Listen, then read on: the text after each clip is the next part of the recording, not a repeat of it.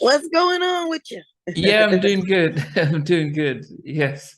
Yeah, I'm out here in England, so it's just after 10 at night, and it's what part of the country are you in?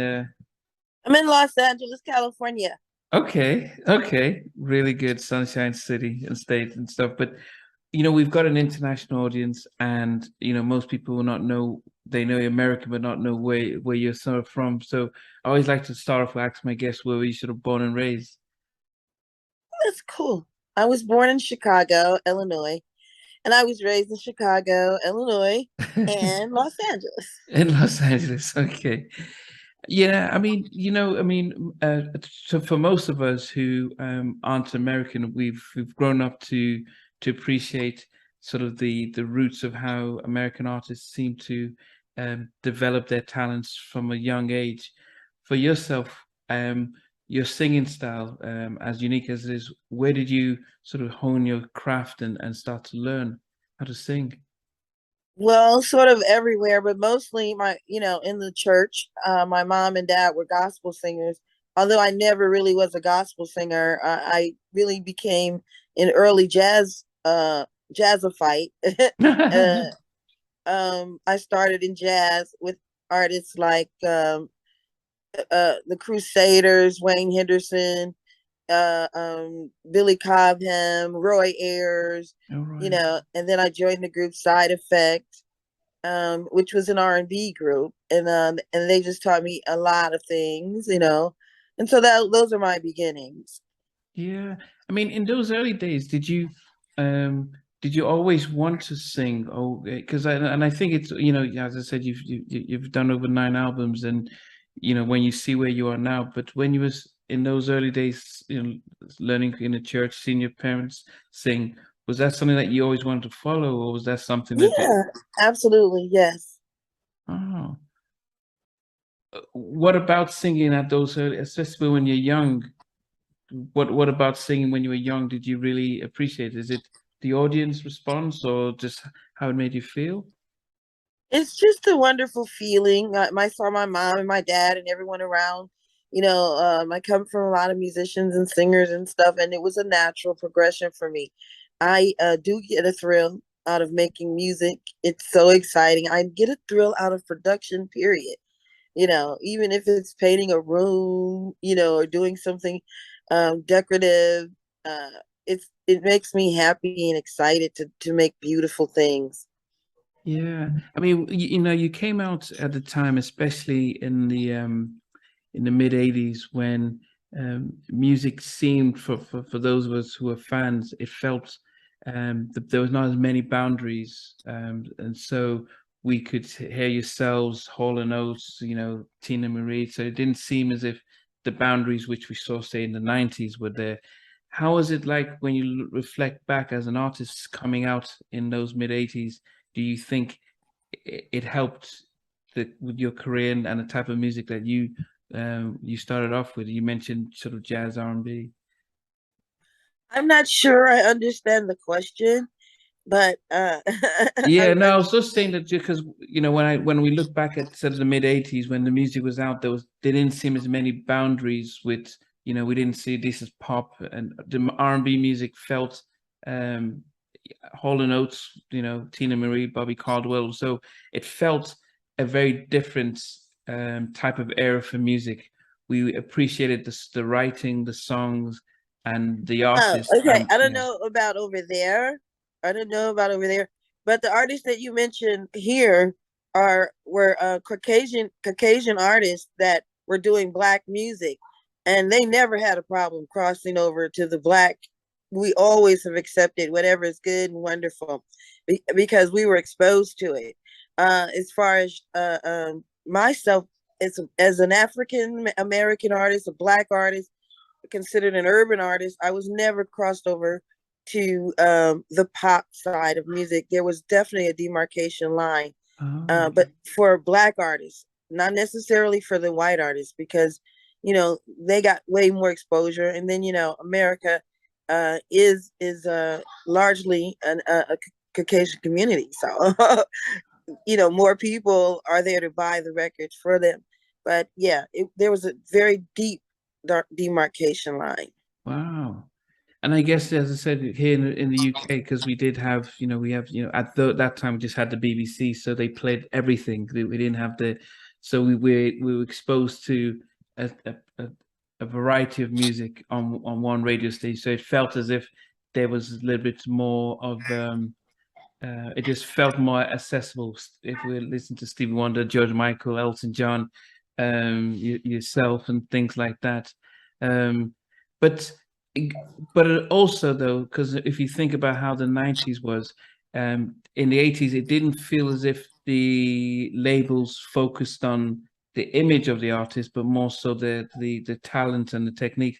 Did you find that as a complete different from what we experienced later on in music, where your talent as a real proper singer was more appreciated by the industry and the fans?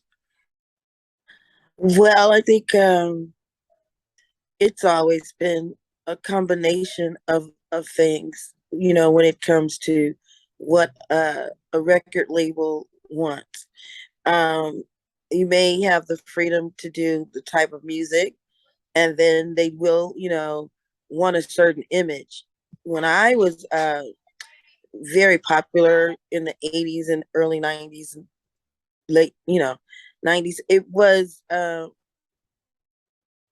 not a naked for me and my kind of singing, but it has always been around.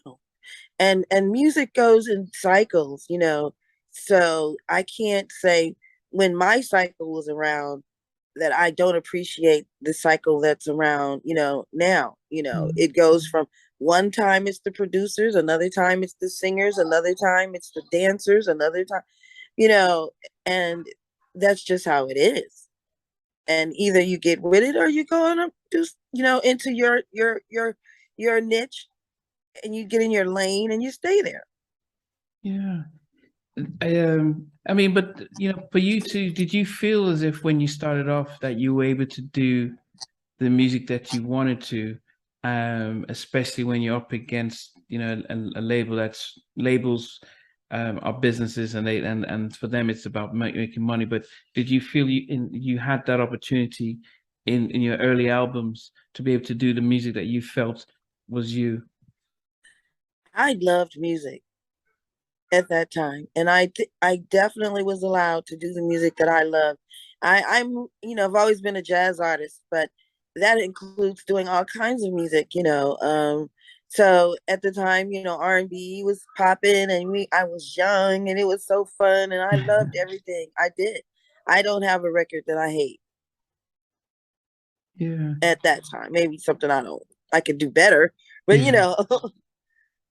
Yeah, I mean when we look at your sort of like even your debut album, did because when we one for us we had someone like Sade who crossed the boundaries of say little jazz and soul R&B, and I know Anita Baker became very popular here with that type of jazz and mix. Um, did you see them as your sort of, I won't say competition, but the people who were in the lane that you were in as a jazz soul singer? No, Oh, okay. not at all. But so there was I appreciated their work, yeah. and I mean, I do what I want to do when I want to do it, how I want to do it, and I never wanted to do what they were doing. I Okay. loved what they were doing. I'm like, hey, yeah. Other people may have compared me sometimes, and what a wonderful thing to be compared to people that are so well loved by others.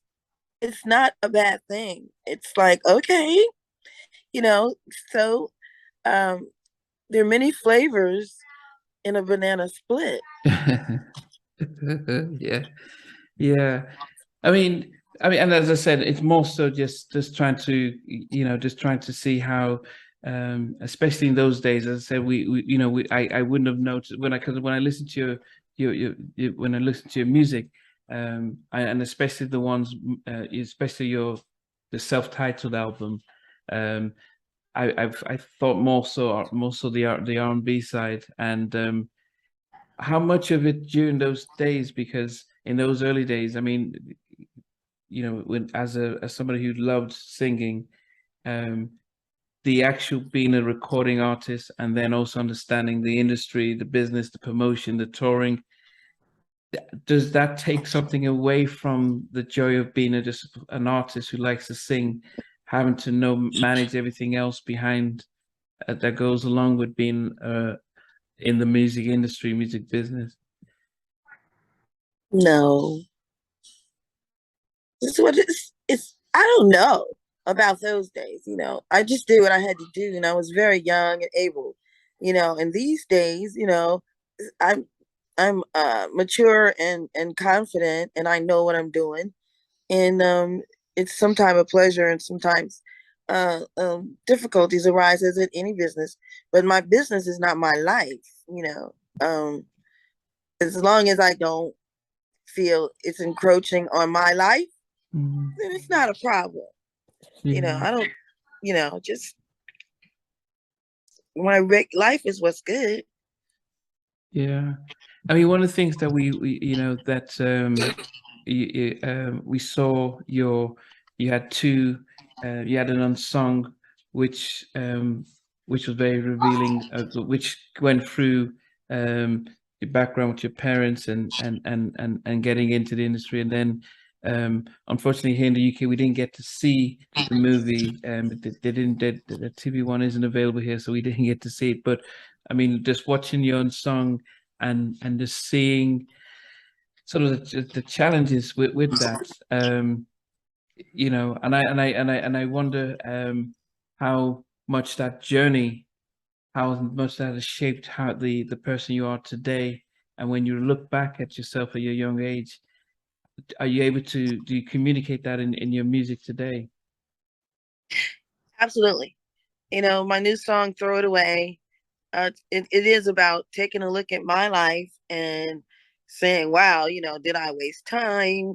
Whatever I gave away, whatever, it's all good. It's all love.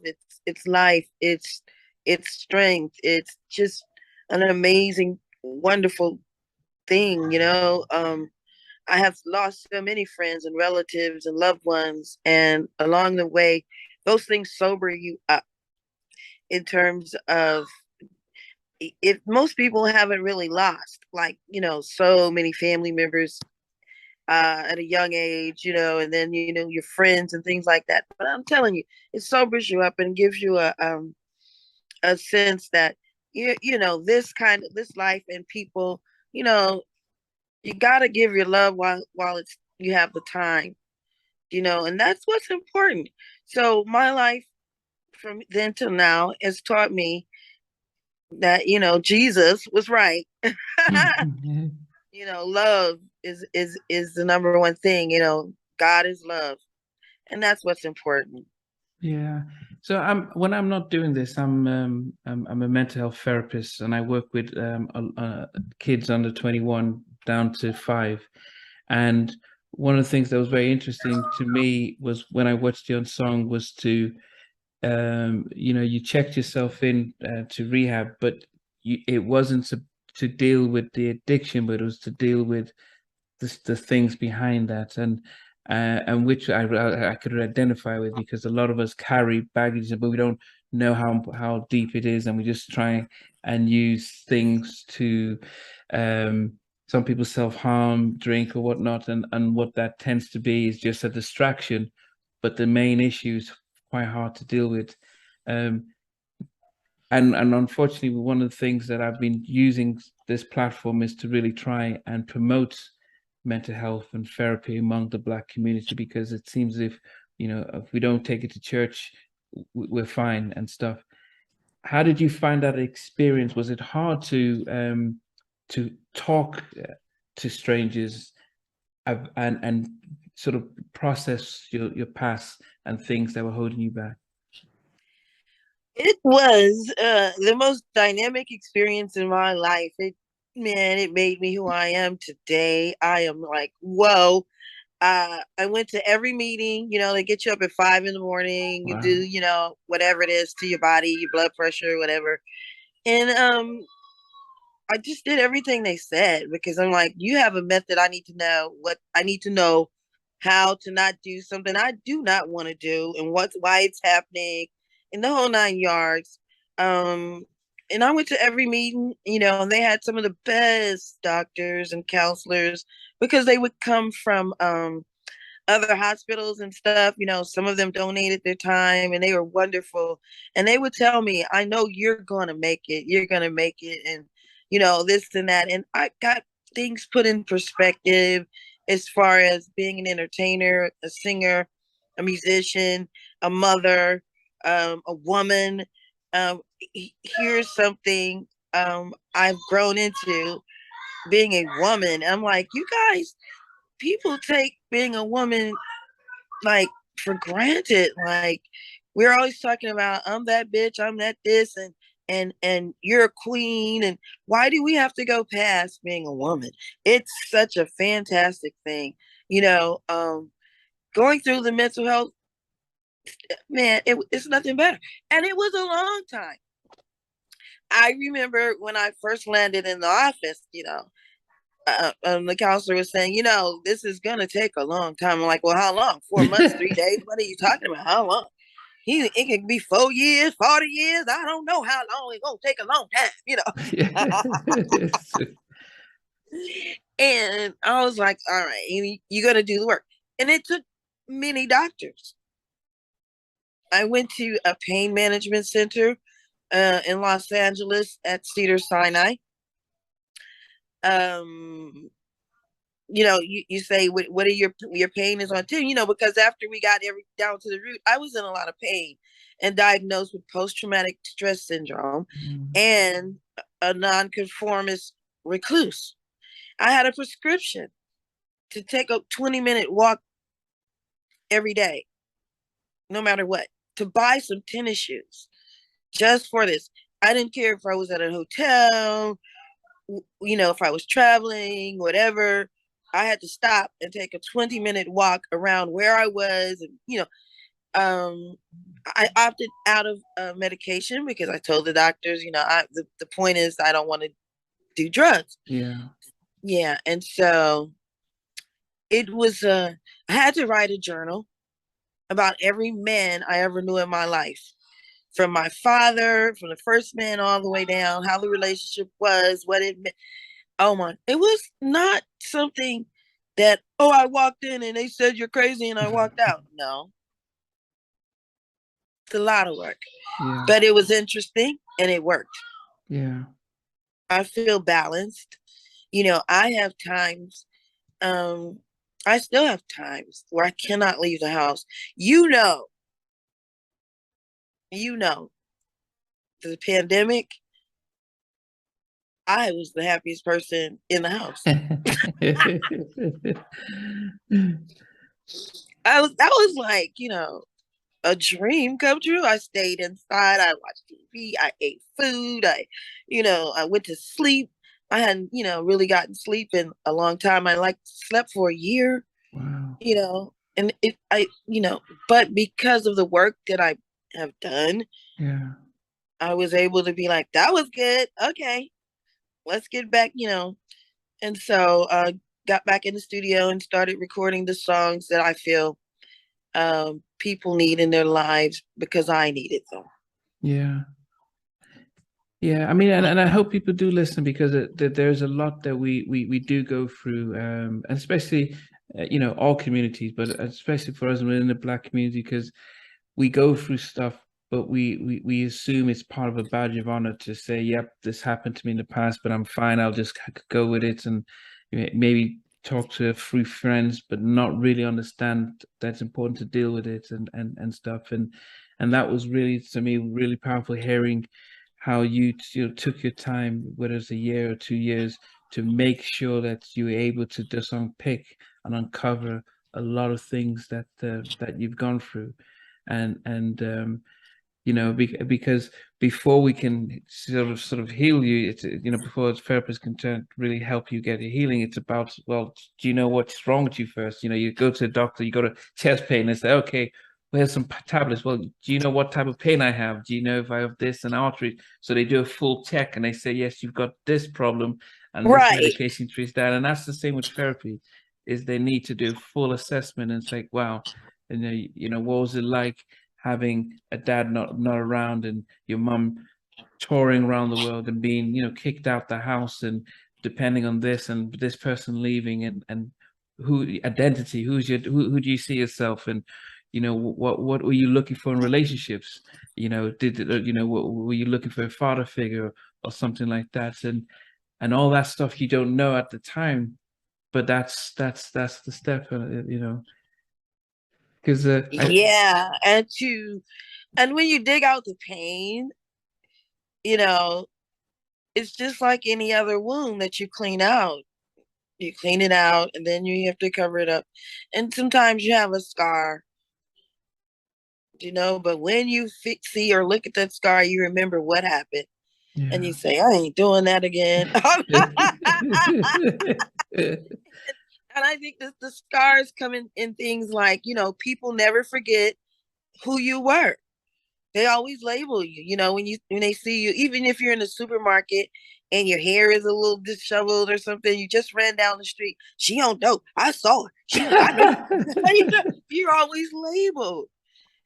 And that's one of the scars. And when people do that, I just laugh and go, oh my God, and stuff like that. And, people try to poke holes in you, but now they no longer can, because you now see something, you see empathy. You have empathy for people that try to do that. You stay away from them. You Yeah. go, yeah, there's something wrong with you. There's nothing wrong with me. You can't poke holes in me anymore. And those kinds of things are healed, and they take time. Being in the public eye and having to deal with this type of because most of us, if we're struggling with stuff, we're not celebrities, we're not in the public eye, so people don't see us. You had the unsung, you had a TV movie, and you laid your past all bare. Was it therapeutic having everyone see it, or was it a challenge to say, well, I'm going to have to make my business public? I've always felt like I was an open book.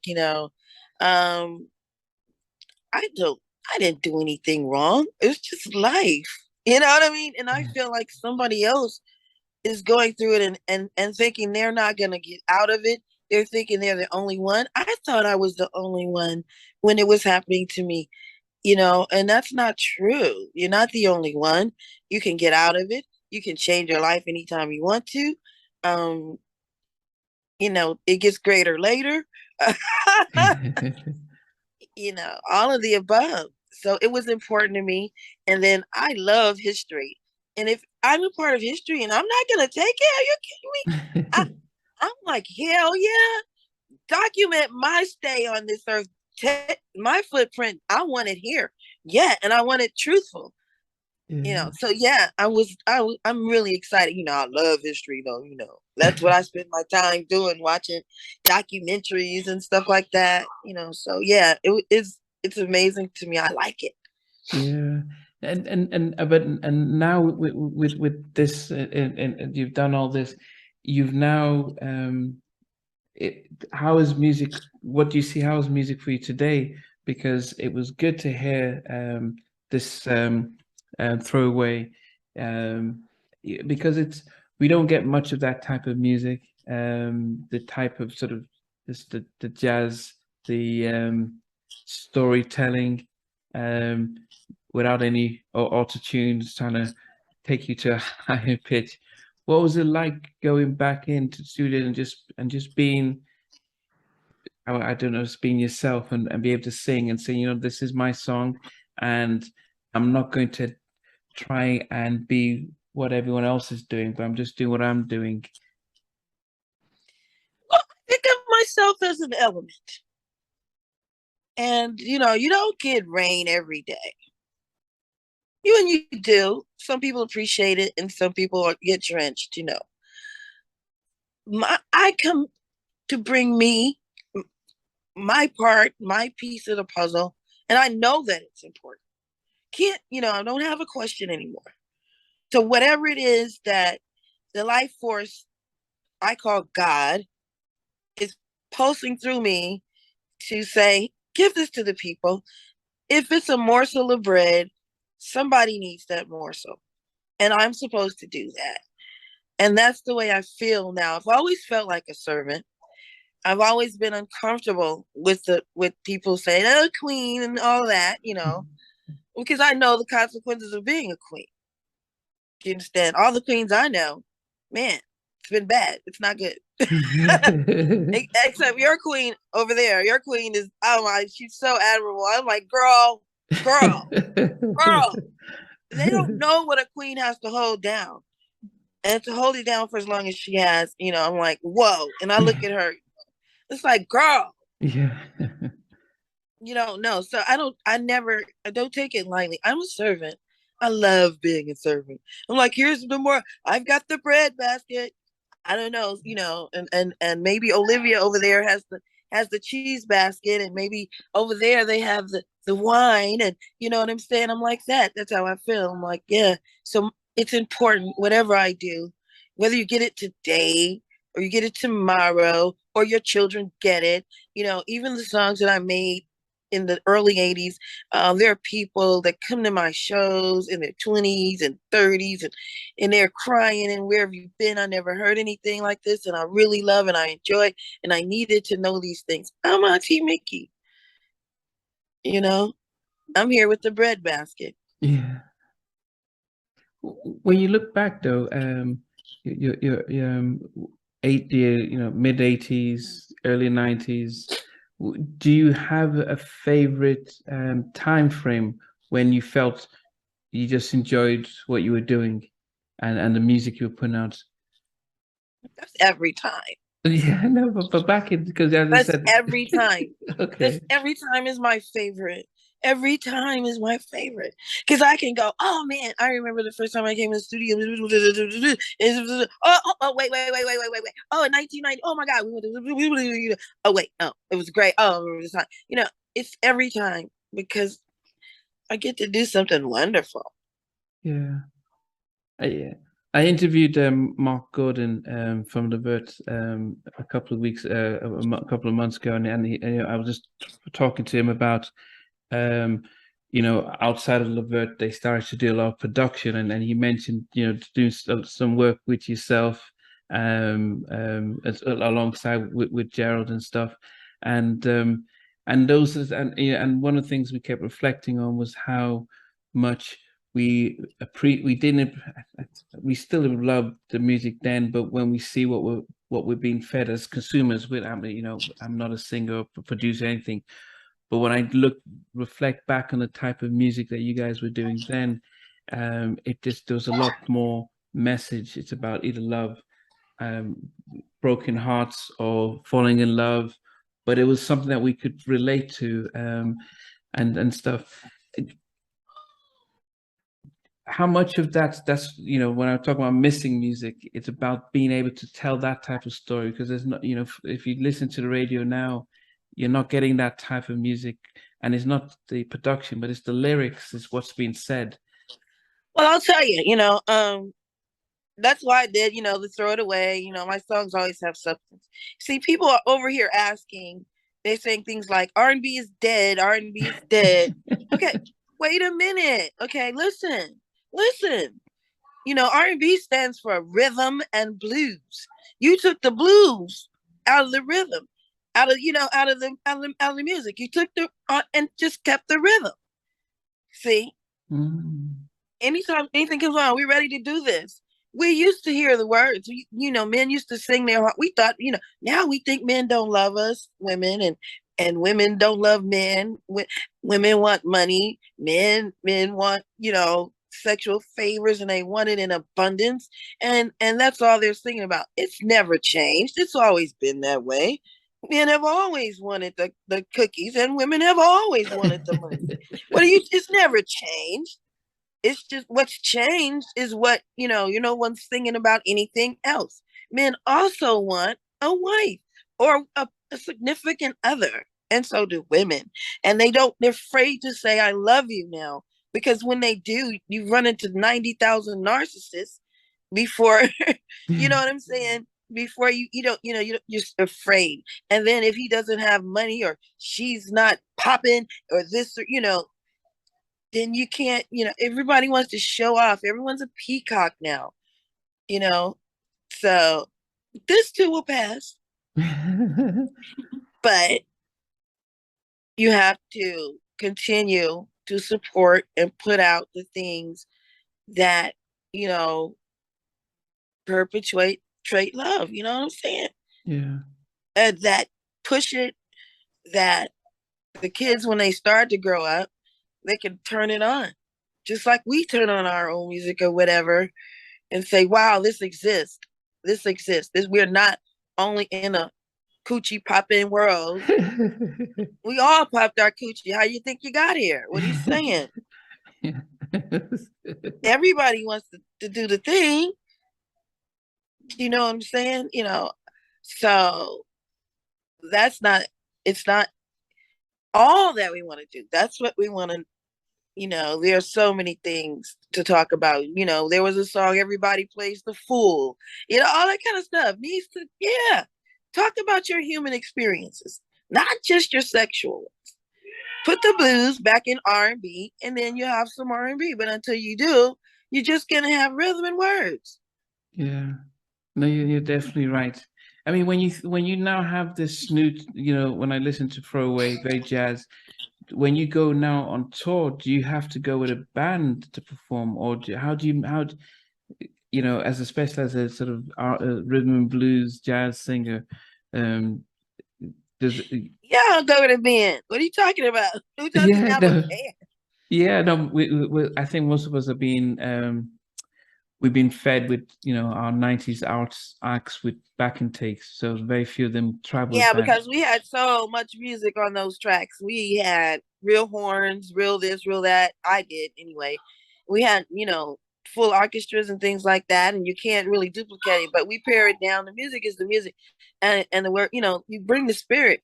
You know, yeah, I bring a band and singers. It's a pared down version, Okay. but it's still great. It's Yeah. really fun. I love them. I mean, I are did you the track date things, and it's too humiliating, degrading. If they can't afford, a proper situation, there are times when maybe track is all right, it's better. You on so a couple of songs or whatever with a big show, and it's something that's maybe okay, but no. are there dates that we should look out for that I'm not coming to London anyway.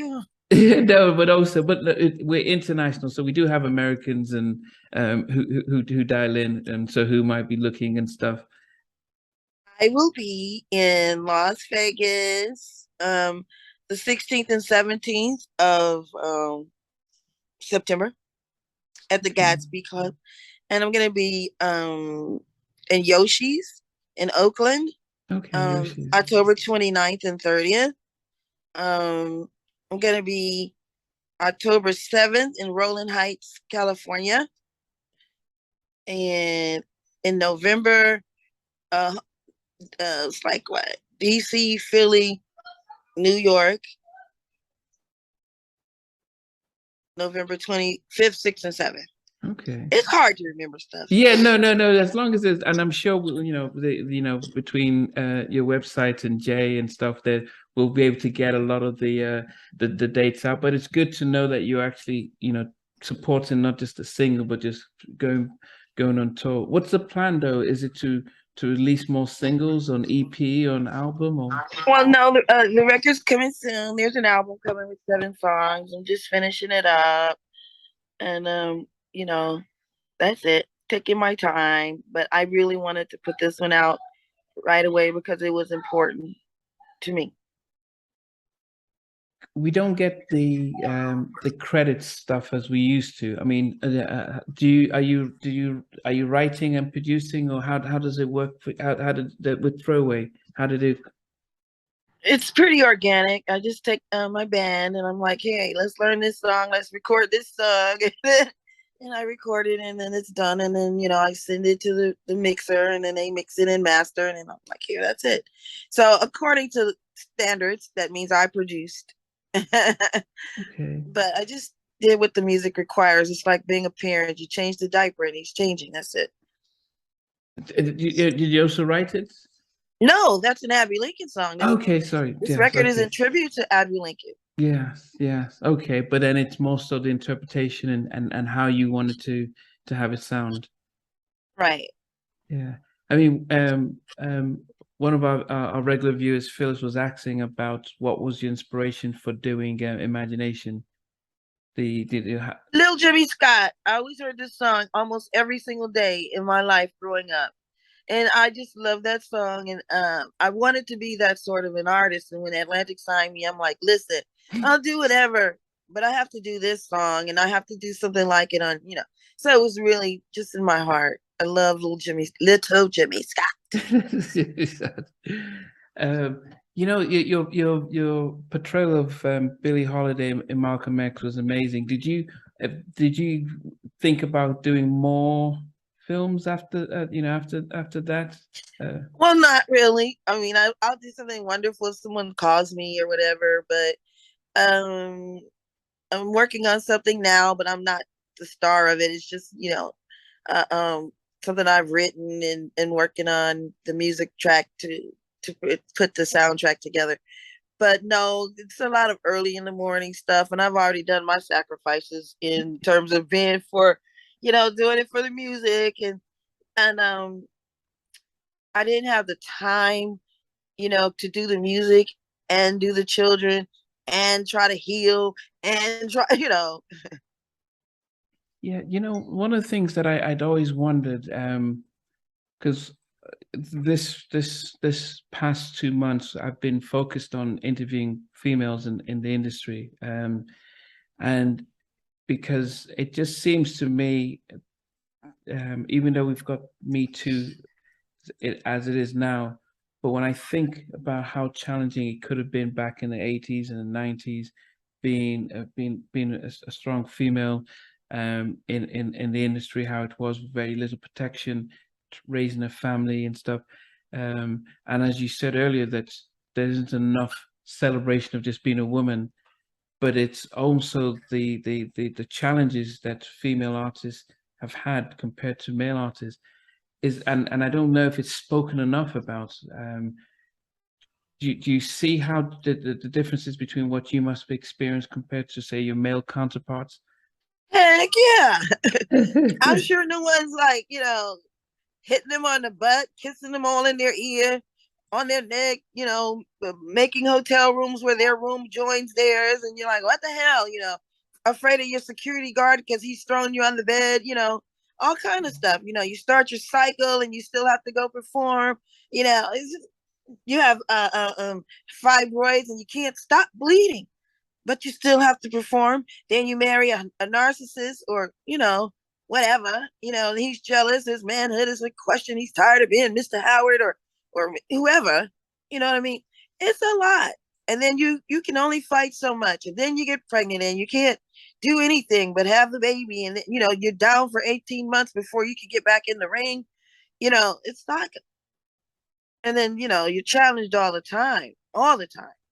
But then, if you stand up for yourself, you're a bitch. And if you don't stand up for yourself, you're still a bitch.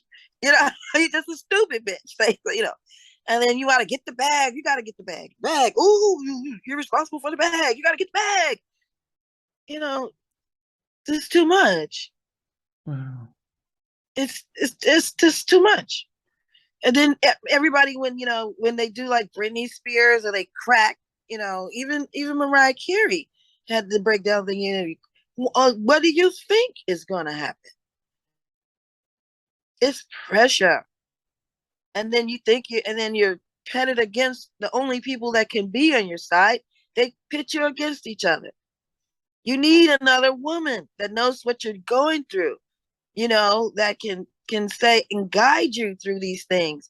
And then you make the friends, and then people come in between that and try to make jealousy and strife and things like that, because there's always peaks and valleys, feast or famine, and someone's always doing better than the other one. And then, the family of these people who do not a damn thing always have stuff to say, like, oh, that person isn't this or isn't that. They just want to be around so you can help them. Help them do what? Most of these artists don't have the confidence to go to the bathroom alone. They don't believe they have any power to change anything. That's why they never help each other. If you say, wow, why didn't you put me on that? Because they don't think they have the power to say, I want to do my show and I'm going to bring an opening act and this is who it's going to be. You know, they don't think they have the power. They don't have the power to say, I'm going to make this movie and I'm going to use my friends. You know, Eddie Murphy was the best at that. And even then, you know, your friends betray you because they never had anything and they think, you know, they got it too easy. It's not easy in this business. You don't, your friends, your family betrays you. You know, I'm going to call and tell all of the AP what's going on here. You know, like, then you get broke. You have all of this shit around you, you know, Louis Vuitton, this and that and the other. You can't get $500 for a purse you paid $5,000 for. You think it's easy? You think that people want to do this forever? Even Cardi B, who's at the top of the food chain right now, is making videos about, I just want to be a mom and a wife. Because no matter what, when you're a woman, this is too much pressure. It's a lot of pressure. You know, yeah, it's a lot of pressure. And then they put you against the person that can help you, another woman. Yeah. As I said, it's something that I've had to reflect on more and more recently, and just can't imagine the challenges that women, especially Black women, because I know that, you know, there's a disparity with white artists. They seem to have better recording deals, better budgets, better promotion and support, so they seem to have a lot more around them, but then there doesn't seem to be any support network for our Black female artists, because if you cry for help or ask for help, then it seems as if, okay, you know, we can get rid of you and get somebody else and stuff. And especially if you had advice for up and coming female artists now, what would you sort of be able Make to tell sure them? this is what you really, this is from your heart. Make sure this is in your soul, in your DNA, in your blood. Make sure that this is what you really, really want to do. And don't give up your life to do it. You know, don't let it make you feel like this is everything, you know. Give a demarcation line. If by 30, I haven't accomplished this or that, I won't neglect my life. I won't neglect my womanhood. I won't neglect that I want to have a family or don't want to have a family.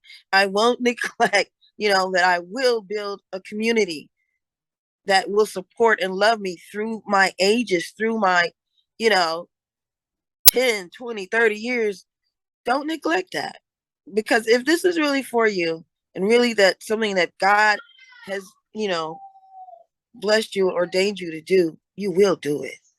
You will do it. Yeah. You will do it. Yeah. Well, Nikki, I mean, I appreciate everything. I mean, I always end my interviews by asking my guests that if you were stuck on an elevator and you had to pick a movie to watch until they get you out, what would you have a favorite movie that you'd always want to watch? The Women with Irene Dunn. Oh, I don't think I've watched that. Okay. Joan Crawford. Paulette Goddard. Rosalind Russell. They're all in it. Okay, I need to look at that. And then when it comes to your film, music, songs, what's your all-time favorite song by any artist that you know that you always go-to song that? Charlie Parker with Strings, Just Friends. Okay, that must be is that a jazz song? Because I've not heard of that. Who Charlie Parker You is? gotta, yeah, stop saying jazz, man. Okay. It's a music song, man. Okay, yeah, it's jazz in you know, you say I'm mentioning jazz. Is it does so jazz in itself is this rhythm and blues? Jazz is everything together. Jazz is a gumbo. Gumbo. You can take one thing out of gumbo and make a whole meal, right? Yeah. That's what jazz is. Yeah. Who are you listening to now? I mean, the other people that are out there that you think, okay, at least you feel that you're enjoying their music. Is there any particular artist that you can that's out now? Like they makes like music like totally on the pop chart, like the new people. Yeah, Like yeah, it could be I anyone. listen to everybody. I love everybody. I really do. I go all the way back and listen to music from the 20s and 30s. You know, I love the internet. I love it because now I put my phone on, excuse me, in my car or whatever, and I just play all kinds of things. Um, as far as what's popping on the radio now, I mean, the closest I get is I love Miguel. He's a singer. I like him, and I don't really like know about rap or anything. Neither do I. Yeah. It's like Cardi B and Megan the Stallion. They do their thing, you know, on an upscale level. I can't relate to all of their lyrics because you know I haven't popped coochie in like 30 years. Yeah, I mean, But I understand, you know, I really dig their youth and their veracity within and all of that. I dig that. I'm like, do you think? But don't let that be all. You know what I'm saying? And Nicki Minaj, I think, is the best one as far as the rap. You know, she gets all that stuff. I'm like, go ahead, girl. I don't really know. And the Migos, I really, you know, I remember them because of, you know, but I don't really know yeah. like what kind of music. I really love the Latino music that's Okay. out now. Like it's kind of sexy R&B ish. You know, bumping. If I knew every word, they'd be in trouble, honey. That's some hot music. I think they're really on the up. And I dig what's the best rap to me is Middle Eastern rap. Oh. That stuff is so hot. I'm like, oh, I would love to work in that. But that's for the, you know, the new generation. I'm like, you guys got a lot of stuff to work with. Do your thing. Don't just be, you know, tapped into one or another. Go all over the world. Listen to the music from all over the world because you now have that opportunity that we didn't have. You know, Yeah. we had to, you know, specifically know an artist that came from Africa or whatever. Oh, I love that girl too. I don't want nobody but you. You know, oh, I forgot their name. Oh, you Is don't need it? nobody but me. That's hot. I love Yeah. them. So my background is Nigerian, and so Afrobeat. So a lot of Oh my Nigerian. God, foo. Say, ooh. I love freaking African food. Okay. Where have you eaten it in the States or? Oh, I grew up with it, honey. You know, I grew up in Chicago. We lived near the university, and all the Africans came to the university, and they Okay. rented apartments like near us. And the husbands would go to school, and the wives would stay home. So on the way home from school and stuff, they would have their kids out, and they bring me in, and we eat porridge, and they, oh my God, and that started me off on my African food thing, and it's I love it. I make soup, I make Oh. fufu. Kids love it, you know, and I can never find any amazing African food in Los Angeles. It makes me crazy. I just want to cry. We had one lady, Mama D, and then Mama D closed, and I'm so sad. Sad. Wow. There's only like two. They have a lot of what are the ones they have? Like Senegal.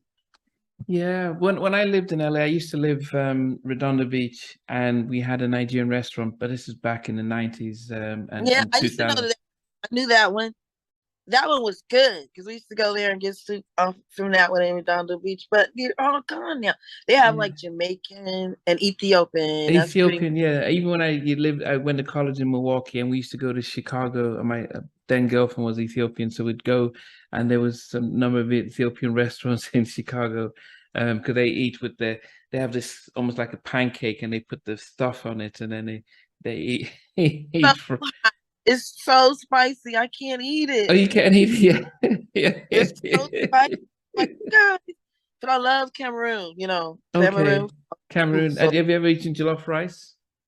yes. Are Yeah, you kidding me? yeah. Are you kidding? Who are you talking Yeah, to? yeah, yeah. No, it's good. It's really, I mean, it's really fascinating to see that the because people eat Chinese and Thai, but you know, unfortunately, African dishes Only have. because they don't know. They don't know that Mm, African food is what's popping and it's healthy. yeah. They don't even know. Oh my guys. But Yeah. The so most people of my generation tend to listen to music on YouTube. So the video for Throwaway is out. I've seen the videos. I like the where was it? Where were you driving from? I saw those big houses. Was that in I was in Atlanta? Cleveland. Okay, Cleveland. It's Okay. all over the states that video is. Oh, so when you were going on tour, so you were just recording different. Okay. Yeah, it was well done. So I was just wondering, like, oh, what is these places? Okay, and Yeah, that's Angela Lavelle. He's our filmmaker. There's a documentary film coming oh, with that. So okay. Is it towards the end of the year or next year, or when should we expect that? November. November. Okay, we'll definitely be able to point people in. And are you releasing this independently as your throwaway, or is it with Yeah, a? yeah. Record companies and stuff, they're not fooling with artists my age and especially doing music like this. I talked to some, they were all like, no, what about something like Love or New Management? I'm like, man, I'm not 28 years old. That shit's dead. I mean, it's dead. Okay. Love it doesn't even make sense to me anymore. Okay. Like, what? I can't sing about the things that are with me, about me. I watched all the kind of artists live through all of this, Lena Horns and everybody. Y'all kiss my butt. I'm doing what I want to do. And they were just like, absolutely not. Absolutely not. If I'm not gonna have a hit like that, at this age, I sound like an incredibly dumb ass woman singing something like that at this age. We're so retarded. Like, baby be mine. I'm 100. The thing What do is you that mean? because what you're Be my showing, what? My chauffeur? What? because what you're showing is that you aren't just singing songs because here's the lyrics, I'm just going to sing, but it has to mean something or people won't believe it. Is that? I won't believe it. I'll start laughing in the middle of But what if when you perform though? Because those are your very precious hits. Your fans We're would talking like. about a memory versus reality right now. I'm not gonna sing about a memory on a new project, Oh, like new. Yes, when it's new. Okay. this is new work. It's like now. But if we want to go down memory lane, we can talk about a memory all day long. But we are not gonna live there and keep Yeah. trying to create a moment that belongs to a 28, 30-year-old. Yeah. Yeah, no, but it's really good that you can be honest about that. And I think that's one of the things that it adores you, that your fans love is the fact that they know how you are and stuff. You know, you're not going to do things just to please everyone else. I wish I'm not any better than anybody else. I just cannot. I can try. I've tried everything. You know what I'm saying? It's like crawl for the carrot. I crawled for the carrot. I just got tired. Shit, take the carrot. Go. I don't care. You know what I'm saying? I'm not any better or anything like that. It's just how it is. Yeah. Well, definitely, Mickey. It's definitely great. So we should expect your documentary in is it a sort of a sort of I have to hang up. Shit. Oh, my arm. Hello? yeah, okay, yeah. My daughter's here to pick up her son. Okay. No, I've just finished it. So we should expect in November the documentary, music documentaries coming out. Yes. Okay. And then Oh, oh. probably the album thereafter. Album is in November too. Albums in November too. So we'll look out for that. And if anything, we have your YouTube page and website and social media to look into. Yes. Please Okay, do. definitely. Well, I appreciate your time, Mickey. It's been fascinating. It's been great. And as I said, as a therapist, really trying to make sure those within the Black community understand the importance of that. It's really great that you were able to shed light about the importance of therapy and professional support as well. and stuff. So I One appreciate. more thing regarding that, you guys, you may not love or like the first one. Okay, the first one you find, it's like finding a mate. You must find someone that you communicate with well and that communicates with you. And the way the best ones are doing the thing, and you don't even realize that the change is coming. Those are, so please. Okay, bye. Okay, thanks, Vicky. Take care. Hey everyone, I want to thank you for being part of Halftime Chats. This new update is really about our membership, and I'm really excited to be able to fully launch the membership page. There will be things like full interviews from day one. As soon as the interview drops, you get access to it without any ads on it. There'll be some exclusive member-only videos that will just be some behind-the-scenes stuff and some other things that we will never be broadcast. For some members, you can be able to get actually 2 interviews, because I do have a backlog of almost 7 or 8 interviews that I don't even know when I'm going to be able to broadcast them. So you're able to get at least some of those up front, and some just behind the scenes stuff, because there's a lot of stuff that goes behind the scenes that I have never been able to talk about or release. For anyone else, the videos will still be the same, over a week or a week and a half or 2 weeks, depending on how long it is. So everything stays the same. The polls stay the same. The community chats, the community stuff stays the same. But I think with the membership stuff, I'm able to add a little bit more and invest a lot more time and energy in really supporting the members. So I do hope you come on that ride with me. I appreciate the support, and this will just help me continue to invest in taking things to the next level. Take care.